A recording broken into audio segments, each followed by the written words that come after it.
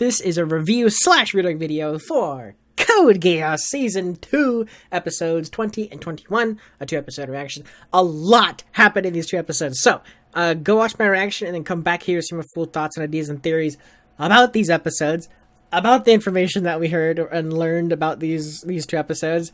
My god, there's so much. And, you know, what happened at the end, the cliffhanger kind of deal kind of thing. So click away now or be spoiled as to what happened in these episodes. Okay. So, my god. I 100% called the mom's Geass power. That is, I'm happy about that. Like, one of the only theories, not the only theories, but like one of the many theories that I've thrown out there as like a one-off kind of thing. I'm like, ooh, maybe, you know, because like it would be cool, right? Ends up being true, so that's happy. That made me happy. So the mom is still alive. Well, not anymore, but was still alive technically. They had this Grandmaster plan to get Lelouch to where he is now. To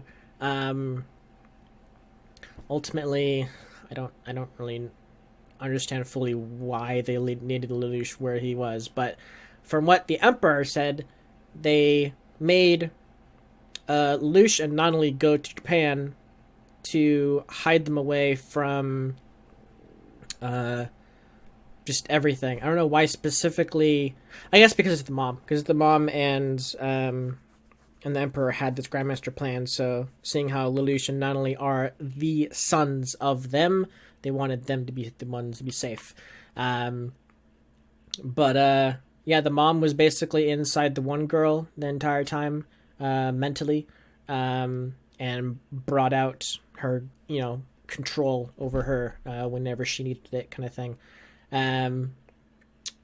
to enact her plans and so on and so forth. My god, so much information. I apologize if I skim over something or forget something entirely, because there was so much information. Okay, so their Grandmaster plan was to conquer God, to create a world of their own. My assumption is they were trying to either kill everybody to the point where everybody is in the same plane, on equal footing, like in heaven, essentially. The other side of things that I can definitely see is them bringing back the people who died into the world, making a new world of living and dead, and just, you know, coexisting, essentially. Whatever the case, kind of thing, and they wanted to do that, no matter how the operation, or killing the people who are alive to become dead to have them, or just in a state of coexistence between the living and the dead. That was like their ultimate goal, was to fight God, so that way all of that would take place. But what they did foresee is Lelouch. Oh, that's right. Okay, so yeah, they wanted Lelouch in Japan, they said, and to interact with C2, so that way C2 would essentially go back to them, because she left their family. C2 was a part of the Emperor and V2 and the mom's kind of family, and essentially like she was just a part of them, kind of thing. Once V2 assassinated the mom, it was clear that V2 was going to be a problem, so that's right.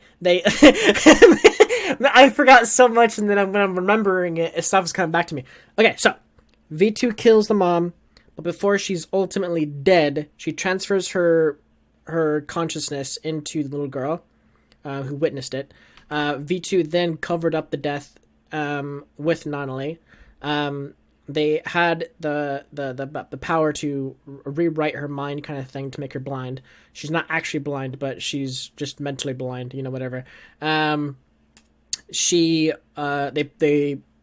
posed the whole kind of death thing there to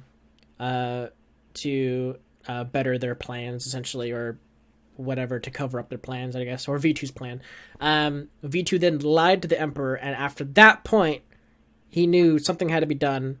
So they hatched this grand master plan to, at one point, kill V2 to gain his power, get Lelouch and not only to Japan to intercept C2, to get C2 on Lelouch's side, so that way they will both kind of be following each other kind of thing with their own ideals and all kind of stuff like that, to get to the point where C2 then meets with the Emperor, so that way the Emperor can take her power, and then with both of V2's and C2's power combined, he can turn God, or defeat God, and become God to make his world that he wants. I'm pretty sure that's the rundown. Yeah. So yeah, V2 ultimately, they had the Emperor and V2, they had this kind of deal. They were like, that was the deal that made, was make a world without lies. And then almost immediately, well, not immediately, but a couple years into the line, whenever they were old enough, kind of thing, V2 lied to Charles, the Emperor. So that's rough. But the thing is Lelouch went all that way, not knowing anything about that kind of thing, essentially falling into the Emperor's plans, and then being there, in C's world, where Suzaku followed, essentially with C2 into their world. C2 then decided to live. She didn't want, or I guess she was listening to what Lelouch was saying. Lelouch rejected their world. He didn't want the world that they were promising, and as a result, he evolved his Geass to be a dual eye kind of thing, which at this point I'm still not 100% sure what that means. I'm not sure if double eye Geass is just twice as more powerful, or a ridiculously powerful speed power enhancer compared to just one eye, kind of thing. I'm not sure if the dual eye thing is just stronger, more potent. I don't know. We only know of one person who had double eye Geass, and that was the Emperor, who had the mind Geass, the mind manipulation Geass kind of thing. So, even the mom, Lelouch's mom, she only had one eye Geass because she barely even used it. She never got addicted to it, or it never evolved to the point of becoming always on, kind of thing, because her Geass is very situational. It's not something that it can be. I mean, I guess you could, in a way, make it so that you can make it like a weapon. Essentially, you can be in a wheelchair and just be like, that guy over there, I'm gonna take control of him, and then Geass him, and then your body kind of slumps over, and then just your mind's in that guy's body, and then you're shooting people and everything, and then Geass jump to somebody else, and then shoot people, and then Geass jump to somebody else, and just shoot people, whatever, and then jump back in your body, and you're alive again. So you can't weaponize that Geass power, but she didn't, because she's a lady and everything, so she didn't want to do that, because they claimed that her Geass power manifested when she died. When she saw the little girl, staring back at her all frightened kind of thing, she used her Geass power to transfer with her mind and everything to the girl. Heck of a few episodes. So much information. Oh my god. I think I got it down. I'm probably forgetting a few small detail facts about their Grandmaster plan. Because it just happened so fast. It was just the girl had her kind of mind kind of orgasm kind of thing again, and then all of a sudden she went down, met with C2, convinced her to join her, and all this went inside her mind, started talking to her, just all this stuff, and then went to Charles, and then had a whole conversation with Charles, like, and her mind, and then just like, all this kind of stuff, and then they both died, and then like Lelouch is now the emperor. Oh my god, so much is happening.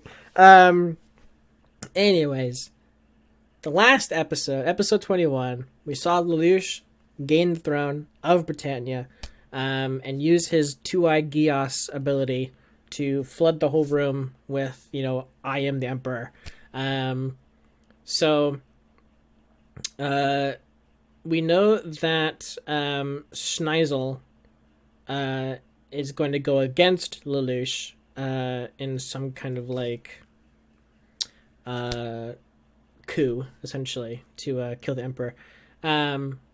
Once again, because like he wanted to kill Charles, but then he sent Suzaku to do that, but then Suzaku ended up being Lelouch.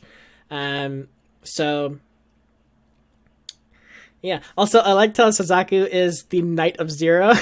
That's very cool. Because I was saying like the Knight of One, kind of thing. That's what he wanted, but nope, he's the Knight of Zero. So that's pretty cool. The one guy, who is the Knight of One, I guess I'm assuming his Geass is sight, the kind of thing where like I'm sure he can kind of like look at stuff that you can't see, can't perceive. So I'm sure he saw the whole interaction with Charles and Lelouch and C2 and Suzaku and the mom, Marion. All of them kind of in the sea world. I'm sure he was able to kind of see that, essentially.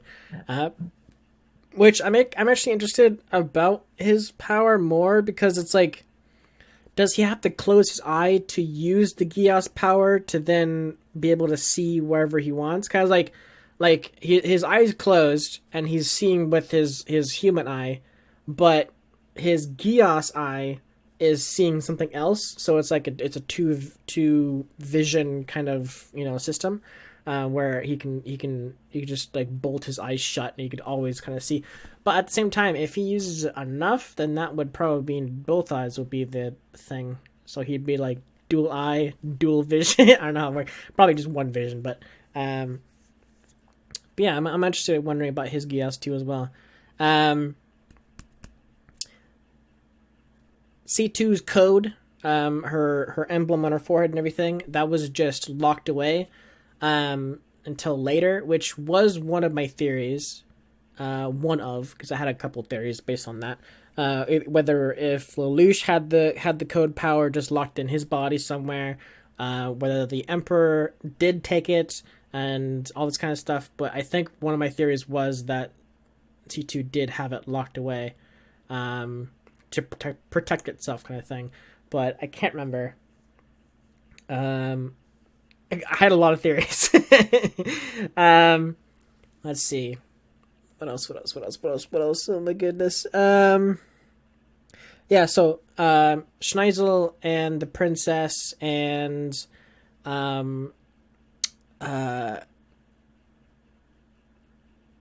basically the Black Knights and everything. I wonder if he's going to team up with the Black Knights to go against Lelouch. Like, is all the Black Knights and Schneisel's army that he has, his immediate army kind of thing, are they all going to gang up, form up to attack Lelouch?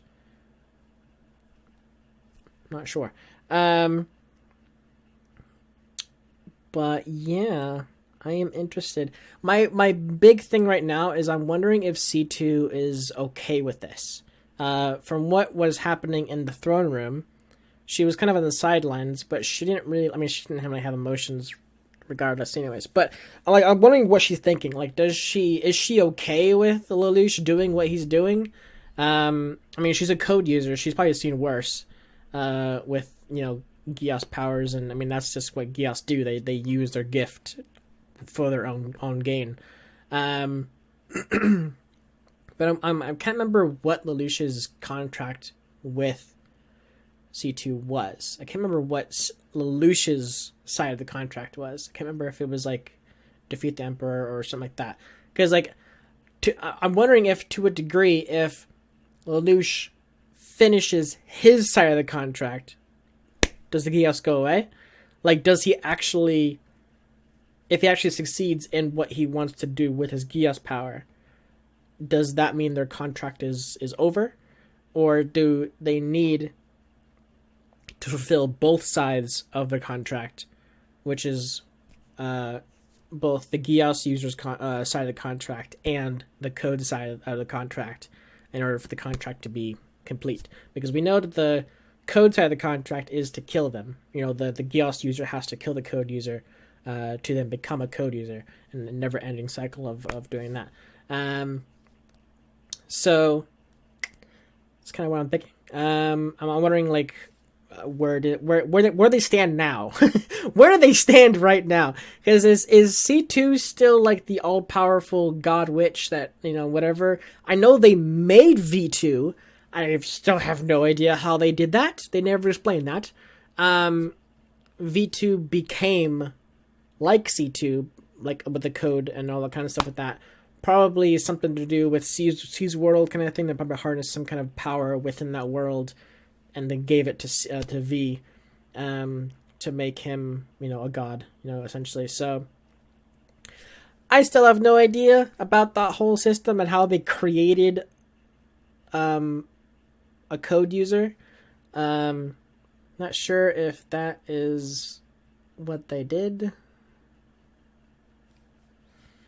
I don't know. But yeah, lots of things. It's a cool episode. Got me thinking quite a bit. For sure. So, did Lelouch just make a contract with God? Or did he wake up God to realize what Charles and Marion were doing, and then deny them of you know, ever doing it, kind of thing? I wonder. So, we have 4 episodes left of the season. And from what we saw at the end of 21, we know that there's going to be a war between Schneisel, potentially the Black Knights, and reversing Lelouch and his new emperor status. So, we're probably going to see lots of stuff between them during the last 4 episodes and all that kind of stuff. So, we shall see. Well, I think I'm going to leave it there. I don't think there's anything else I'm going to talk about, really. Very cool episodes. Lots of freaking theory crafting, that's for sure.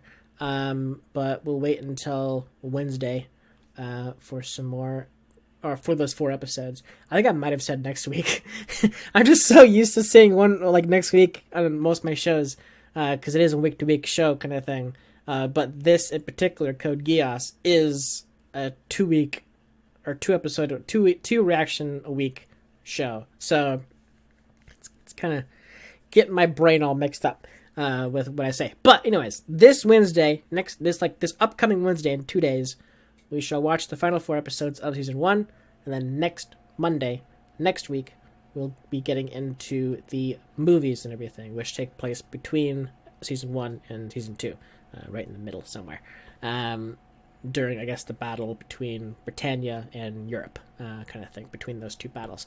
So I'm interested to see if we get to know a little bit more of the Emperor then in those movies, or we're going to see some new characters. I know we're going to see the Knight of One and the one other guy who had like the drill arm, kind of that guy.